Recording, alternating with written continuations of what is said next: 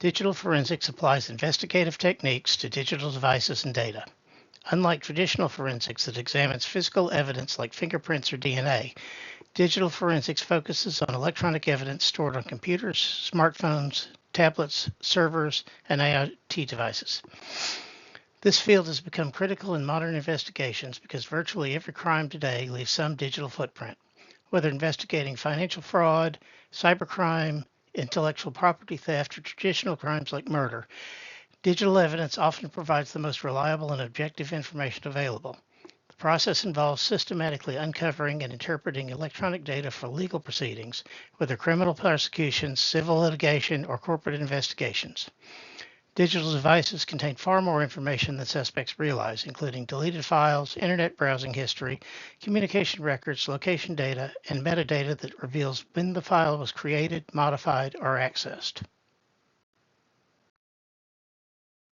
800-86 establishes a four-phase methodology that provides the foundation for all digital forensic investigations. The collection phase involves identifying, labeling, recording, and acquiring data from all possible sources of relevant information. This includes not just obvious sources like hard drives and smartphones, but also network logs, cloud storage, and any device that might contain digital evidence. During collection, investigators must use procedures that preserve the integrity of the data and maintain proper documentation. The examination phase involves assessing and extracting data of particular interest for the specific situation while preserving data integrity. This is where investigators use specialized forensic tools to process the collected data, recover deleted files, extract metadata, and identify relevant information. Examination focuses on making the data visible and accessible for analysis. The analysis phase requires investigators to analyze the results of the examination using well-documented methods and techniques to derive useful information that addresses the questions that initiated the investigation. This involves correlating evidence from multiple sources, reconstructing timelines, and interpreting findings in the context of the case. Finally, the reporting phase involves documenting the entire process and presenting the results in a clear, comprehensive manner. Reports must include the methods used, the results obtained, and the conclusions drawn, ensuring the findings can be understood by legal professionals and withstand scrutiny in court proceedings. Digital evidence faces unique legal challenges that don't exist with traditional physical evidence. The federal rules of evidence, particularly Rules 901 and 902, govern how we authenticate digital evidence in federal courts. We must prove that our digital evidence is what we claim it is and that it hasn't been altered since collection. The Daubert standard, established in 1993, requires that scientific evidence and expert testimony be both relevant and reliable. This means our forensic method must be based on scientifically validated techniques, subjected to peer review, and have known error rates. Industry standards like NIST Special Publication 800-86 and ISO 27037 provide detailed guidelines for digital evidence handling procedures. These standards specify everything from properly shutting down computers to avoid data loss to documenting the physical condition of storage devices. Court precedents continue to evolve as technology advances. The case of the United States versus Carter established principles about email authentication, while Riley versus California addressed smartphone search procedures. International investigations add complexity because different countries have varying laws about digital privacy, data retention, and cross-border evidence sharing. Understanding these legal frameworks is essential. Violations can result in evidence being ruled inadmissible, potentially destroying an entire case. The NIST four-phase methodology provides a systematic approach that ensures thoroughness and legal compliance in every digital forensics investigation.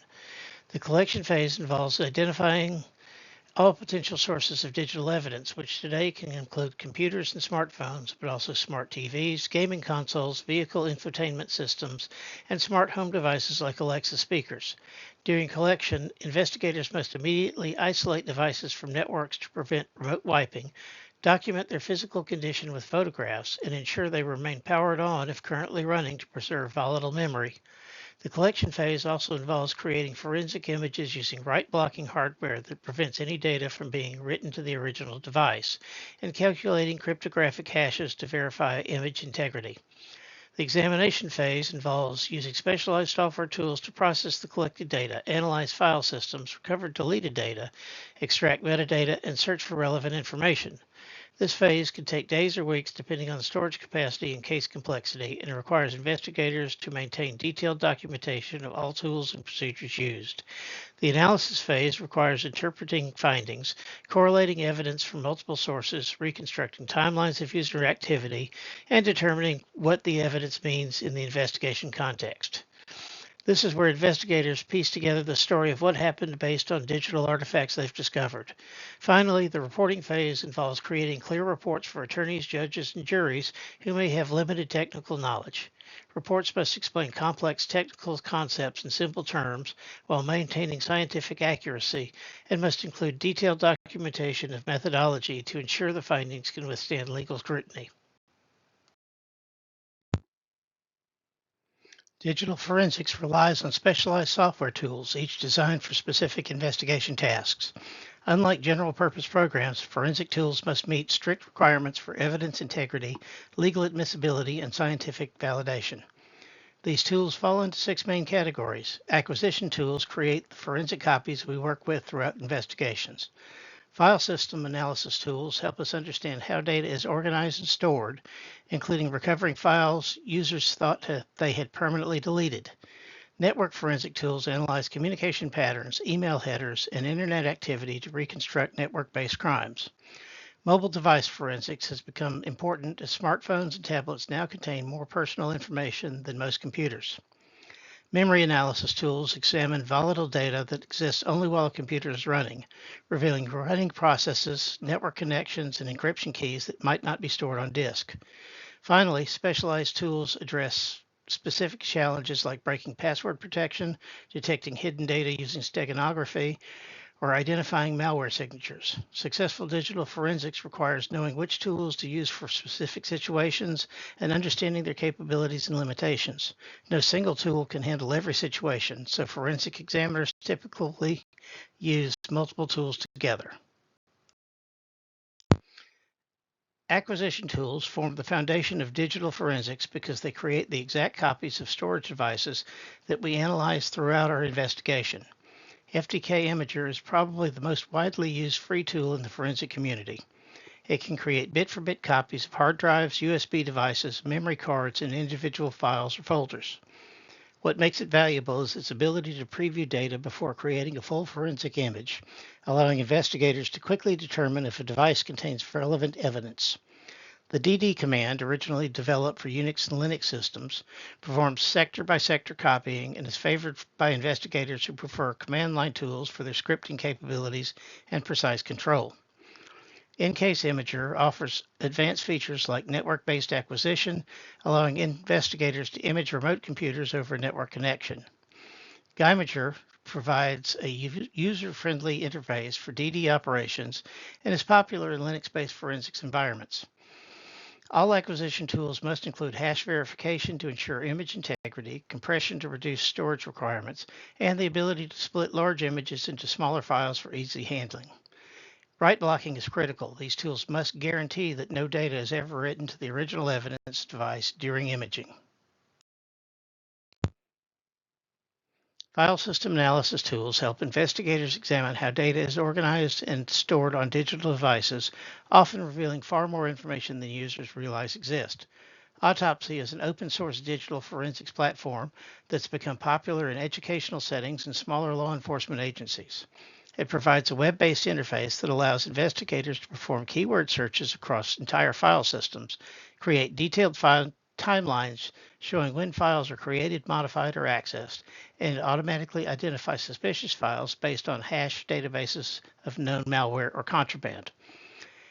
In-Case forensic dominates the commercial forensic market, particularly in large law enforcement agencies and corporate investigations.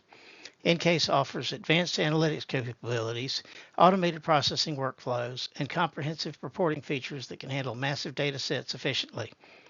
X-Ways Forensics is favored by many experienced examiners for its speed and efficiency, particularly when dealing with large storage devices or performing detailed hex-level analysis. The Sleuth Kit provides command line tools that power many other forensic applications and is useful for investigators who need to automate repetitive tasks. These tools excel at several critical capabilities.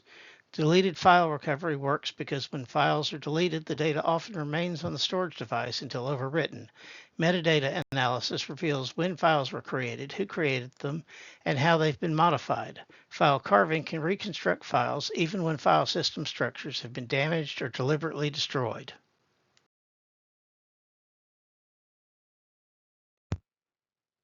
Network and mobile forensics represent two of the fastest growing areas in digital investigations.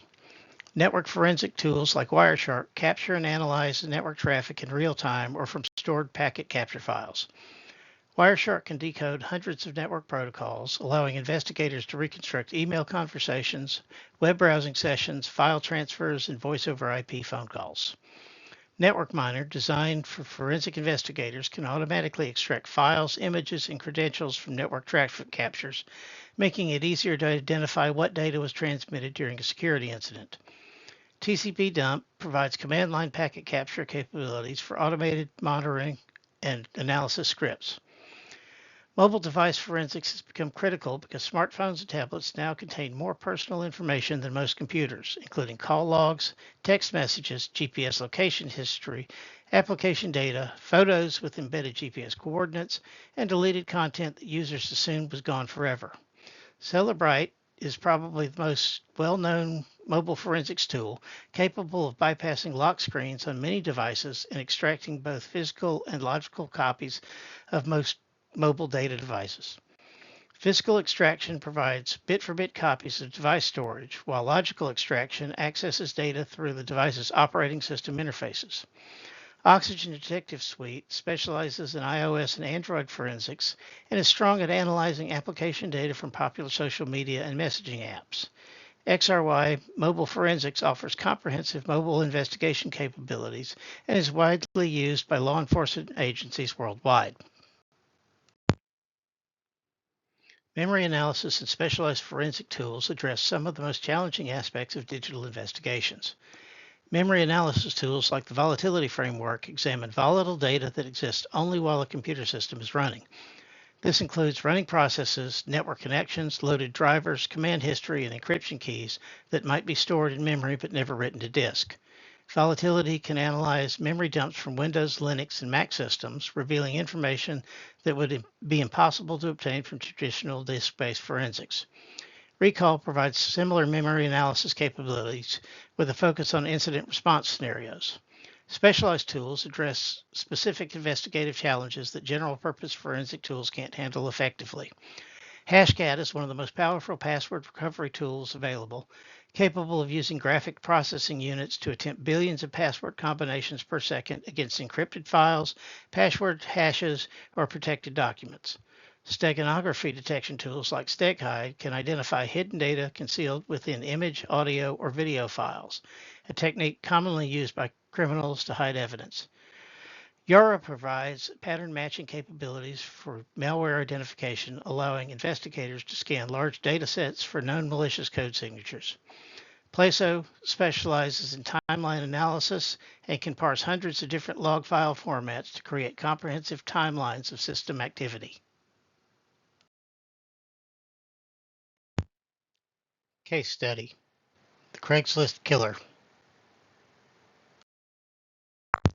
The Philip Markoff case, better known as the Craigslist killer, demonstrates how digital forensics can solve modern crimes that exist at the intersection of online platforms and traditional criminal activity.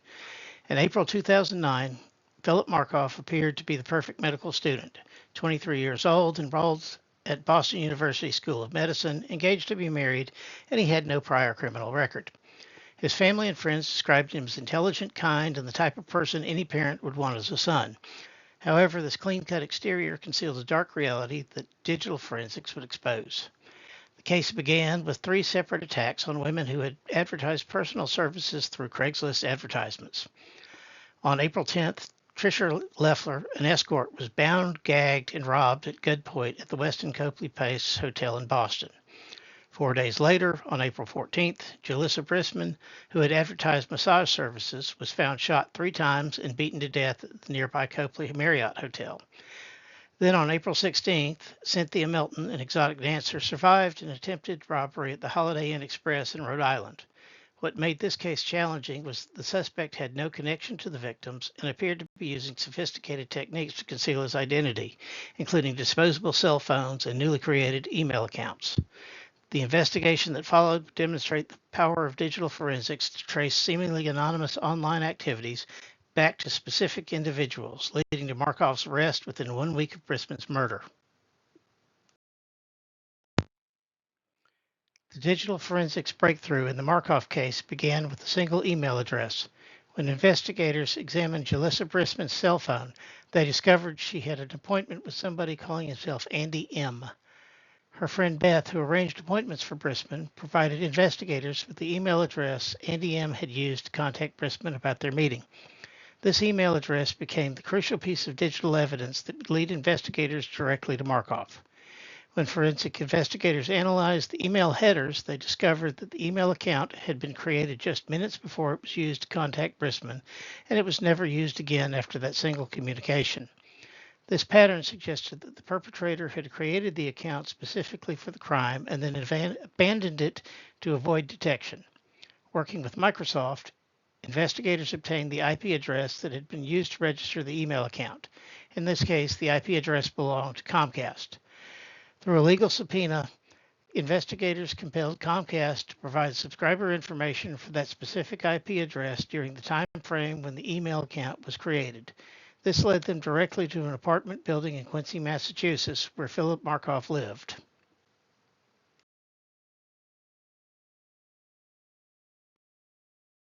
This investigation required coordination of multiple digital forensic tools and techniques, demonstrating how modern investigations rely on integrating evidence from various technological sources.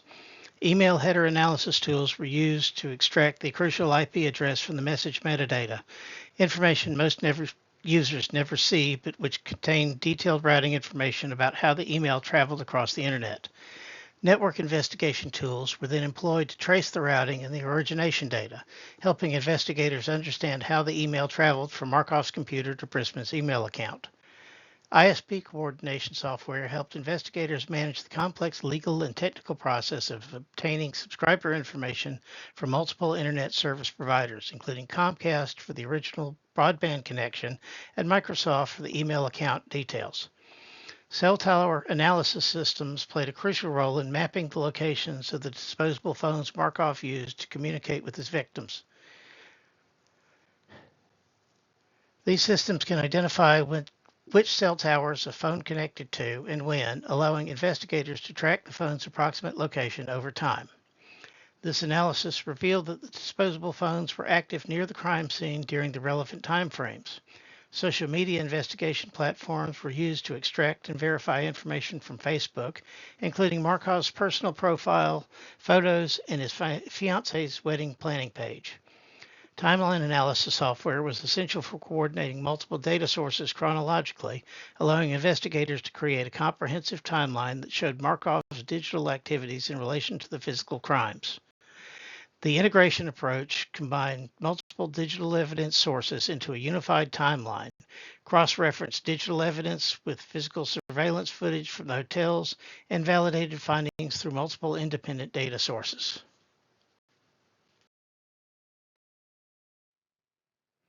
The forensic analysis of the Markov case followed a systematic three-phase approach that demonstrates best practices in digital investigations. Phase 1, email forensics, began with the extraction of complete email headers from the communication between Andy M. and Jalissa Brisman. Email headers contain far more information than people realize, including not just the sender and recipient, but detailed routing information showing every server the email passed through, timestamps accurate to the second, and the originating IP address. In this case, investigators identified the originating IP address as belonging to Comcast network infrastructure. Analysis of SMTP server logs allowed investigators to correlate the exact timestamps of email creation and transmission with other evidence. The most suspicious finding was that the email account had been created just minutes before contacting the victim and was never used again, indicating premeditation and an attempt to avoid detection. Phase 2, network analysis, involved tracing the IP address geolocation to determine its physical location in the Quincy, Massachusetts area. Investigators then subpoenaed Comcast for detailed subscriber information tied to that specific IP address during the relevant time frame. This process required cross-referencing IP assignment logs with the crime timeline to confirm that Markov's internet connection was active during the window when the email was sent. Phase 3, correlation and verification, expanded the investigation beyond just the email evidence. The Facebook investigation revealed Markov's profile and his fiance's wedding planning page, which provided additional personal information and photos that helped confirm its identity. Cell tower data analysis confirmed that the phone registered to Markov were present near the crime scenes during the relevant time frames. Hotel surveillance footage was then compared with the suspect description and timing information derived from the digital evidence. Finally, this digital evidence justified obtaining a search warrant for Markov's apartment, which yielded corroborating physical evidence, including the murder weapon and plastic restraints. Digital forensics has become indispensable in modern law enforcement and legal proceedings, fundamentally changing how crimes are investigated and prosecuted in the 21st century. The field combines rigorous scientific methodology with complex legal requirements, ensuring that digital evidence meets the highest standards for courtroom admissibility while providing investigators with powerful tools to uncover the truth. Software tools enable the recovery and analysis of digital evidence that would have been impossible to obtain just a few decades ago. From recovering deleted files that suspects thought were permanently erased, to analyzing network communications that reveal criminal conspiracies, to extracting location data that places suspects at crime scenes, these tools have revolutionized criminal investigations. Proper forensic procedures ensure that this evidence remains admissible in court by maintaining chain of custody, preventing contamination, and following scientifically validated methodologies.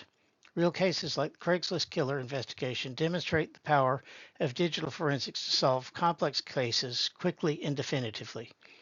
What might have been an unsolvable case in the pre-digital era was resolved within a week thanks to digital evidence that provided an unbreakable chain of proof connecting Markov to his crimes. As technology continues to evolve, digital forensics must adapt to meet new challenges. Cloud computing has distributed data across global server networks, requiring forensic investigators to understand international law and coordinate with foreign authorities. Artificial intelligence is beginning to assist with pattern recognition and automated analysis of massive data sets, but also presents new challenges as criminals use AI to generate deceptive content. Mobile devices continue to implement stronger encryption and security measures, requiring forensic tools to evolve constantly. Despite these challenges, digital forensics remains one of the most reliable and objective forms of evidence available to investigators.